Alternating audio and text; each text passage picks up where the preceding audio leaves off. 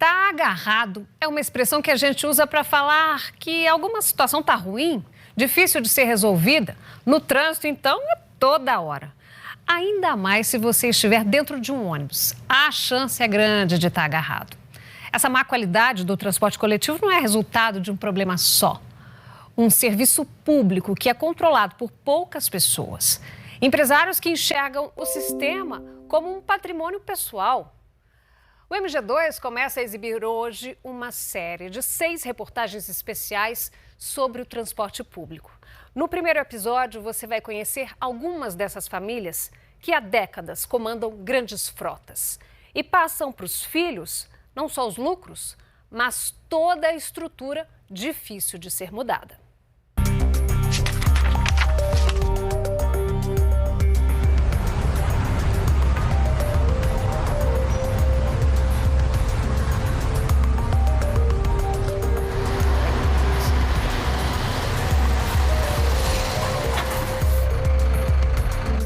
Lotadão mesmo, lotadaço.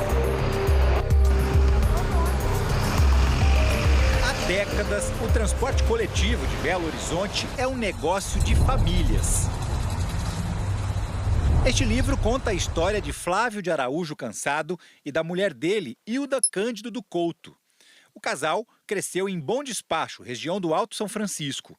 Flávio era motorista e ganhava a vida dirigindo um caminhão de frete. O livro biográfico encomendado pela própria família traz a história de como Flávio foi convencido por amigos a trocar o caminhão de carga por um ônibus de passageiros. Eles disseram que, em vez de ficar pegando esses fardos pesados, eles iriam comprar uma lotação que os passageiros mesmos sobem e descem. A gente só dirige, fica muito mais fácil, revela o texto. Em 1960, Flávio mudou-se para Belo Horizonte e começou a trabalhar com este ônibus, que atendia o bairro Salgado Filho.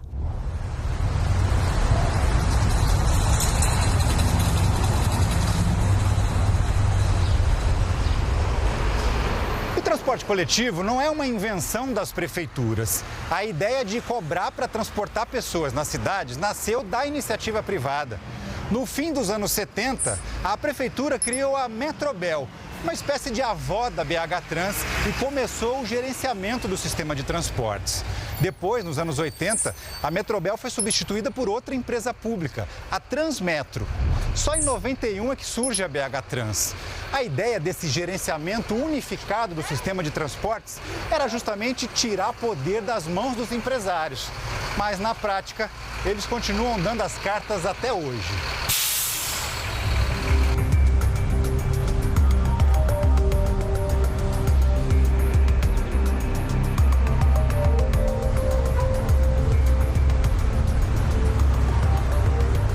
No serviço, assim, são os filhos, em geral, são os filhos dos pioneiros que vieram para cá operar na década de 50, na década de 60, assim.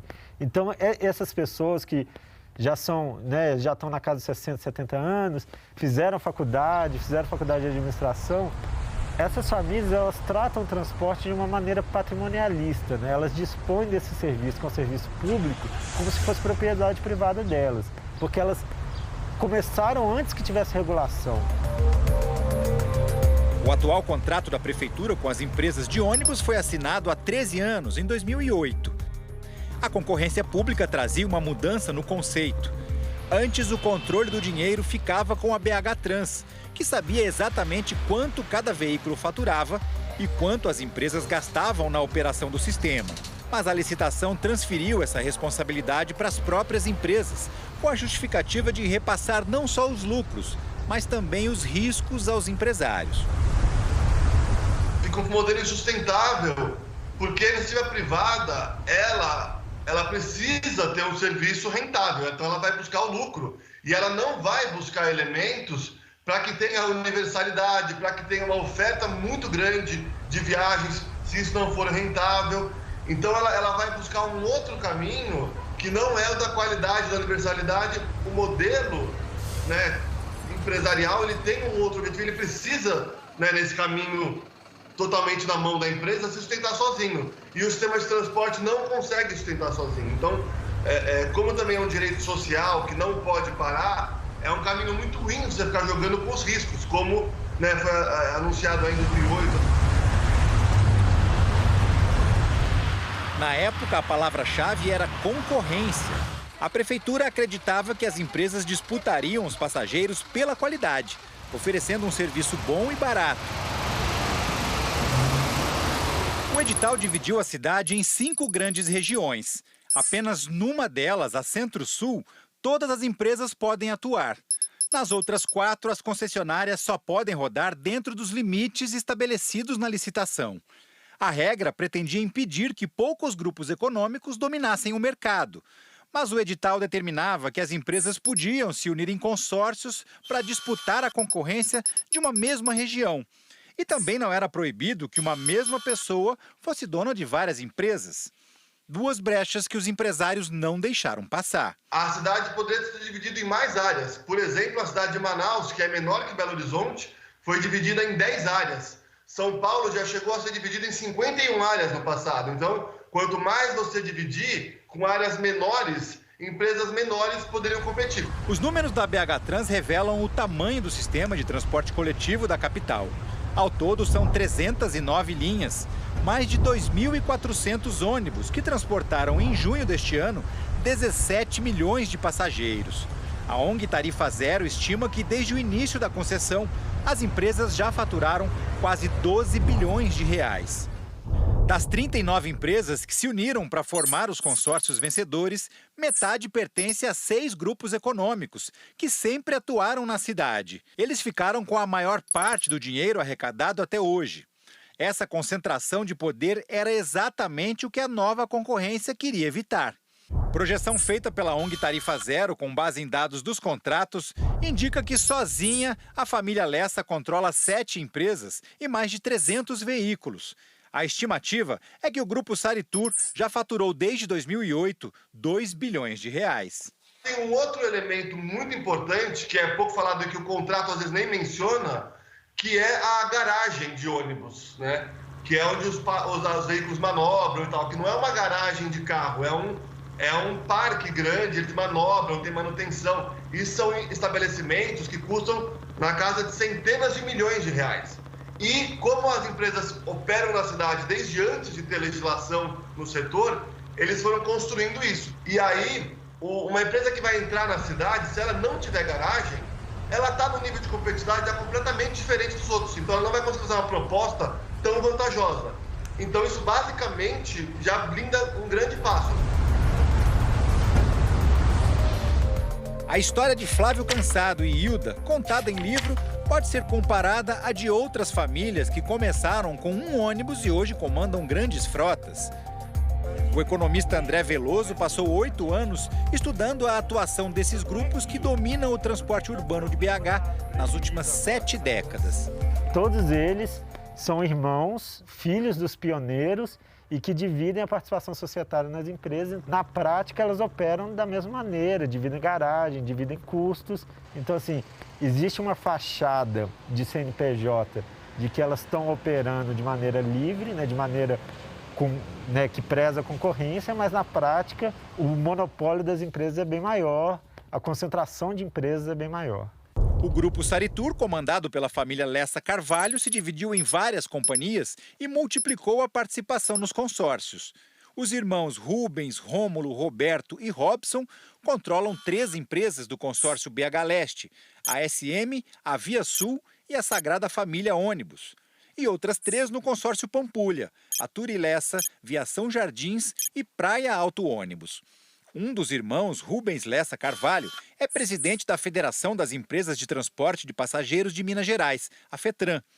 No ano passado, ele declarou à imprensa que atua em várias cidades e também com ônibus intermunicipais.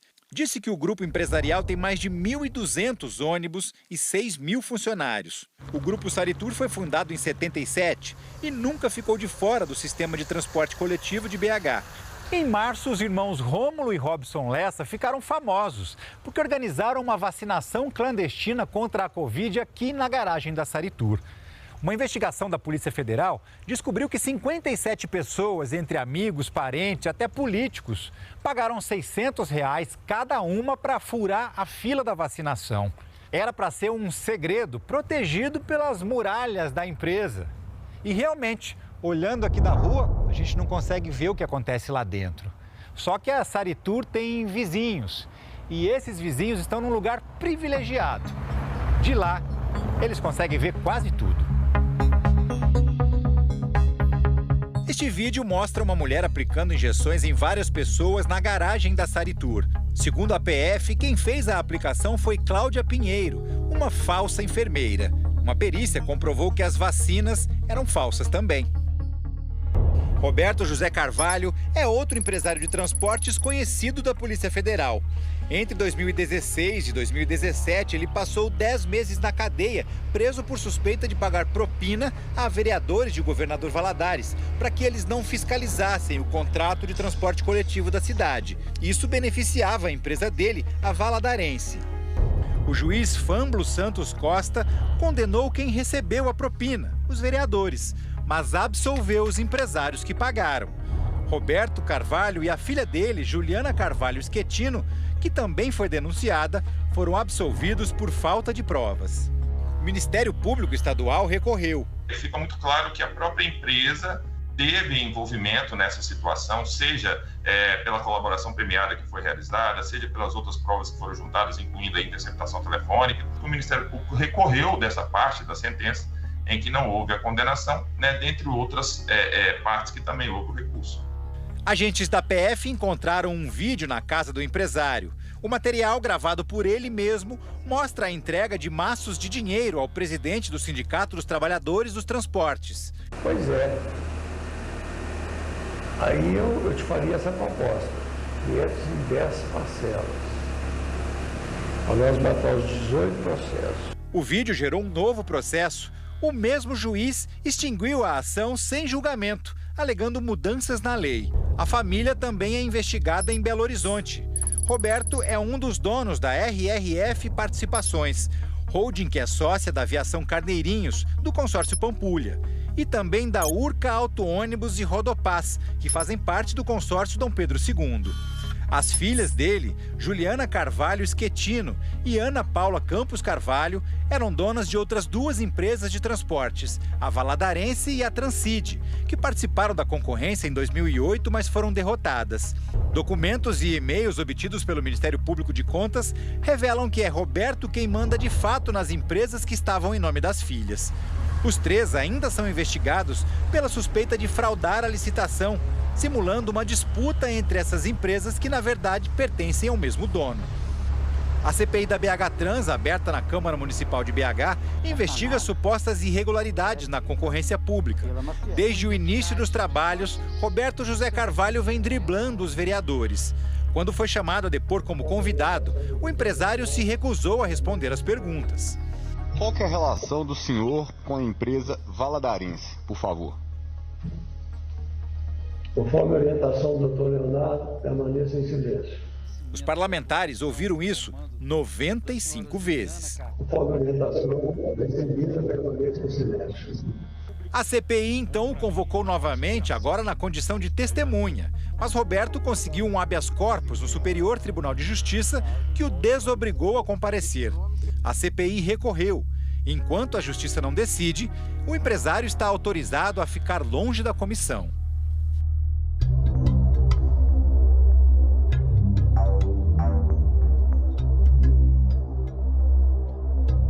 Entre os nomes que dominam os ônibus do transporte público de Belo Horizonte estão José Braz Gomes Pereira, Leandro Márcio Gomes Pereira e Ricardo Cecílio dos Santos. Eles são sócios da Aviação Anchieta, da Milênio Transportes, da Coletivos Boa Vista e da Via BH Coletivos. Cada empresa integra um dos 4 consórcios vencedores. 60 anos depois que Flávio Cansado trocou um caminhão pelo primeiro ônibus, o filho dele, Fábio Couto de Araújo Cansado, comanda a Auto Ônibus Nova Suíça, que faz parte do consórcio 10, e a Salvadora, integrante do consórcio Dom Pedro II.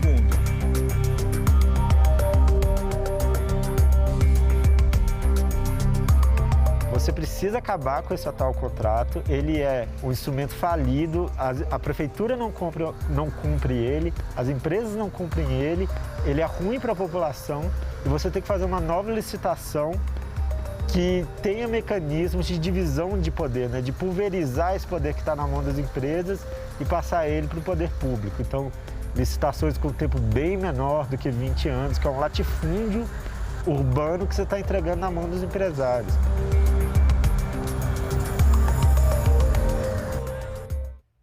A BH Trans informou que abriu um processo administrativo para apurar eventuais problemas no processo licitatório de 2008, levantados pelo inquérito do Ministério Público de Contas. Disse também que criou um comitê para debater propostas de melhorias e outras questões relacionadas ao transporte. O Sindicato das Empresas de Transporte de Passageiros, o Setra-BH, declarou que a personalidade jurídica da sociedade não se confunde com a personalidade jurídica dos seus sócios e que são diferentes seus direitos e suas obrigações. A Federação das Empresas de Transporte de Passageiros de Minas Gerais, a FETRAN, informou que representa os sindicatos e as categorias econômicas das empresas de transporte de passageiros junto aos poderes públicos e outros segmentos da sociedade civil e que só se manifesta quando solicitada pelos associados.